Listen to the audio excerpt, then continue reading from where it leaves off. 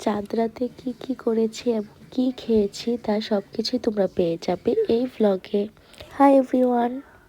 প্রথমে চলে গিয়েছিলাম বাসার সামনের একটা রেস্টুরেন্ট ফুড কার্নিভালে। সেখানে যেয়ে আমরা শর্মা অর্ডার দিই। এর মধ্যেই আমার মেহেদি পরানো শুরু হয়ে যায়। এক হাতে মেহেদি পরেই আমি ঢংঢং করা শুরু করে দিই। এর মধ্যে মৈত্রীও চলে আসে, ও মেহেদি দিবে। আমরা বিফোর আফটারের জন্য একটা ক্লিপ নিয়েছিলাম আর কি এখানে। এরপর অর্ডার দিয়েছিলাম একটা পাইনাপেল জুস। এটা অনেক রিফ্রেশিং ছিল। এটা খেতে খেতেই চলে আসে আমাদের বারবিকিউ উইংস। এটা তো খুবই স্পাইসি ছিল, আমাদের খুবই ভালো লাগছে এটা।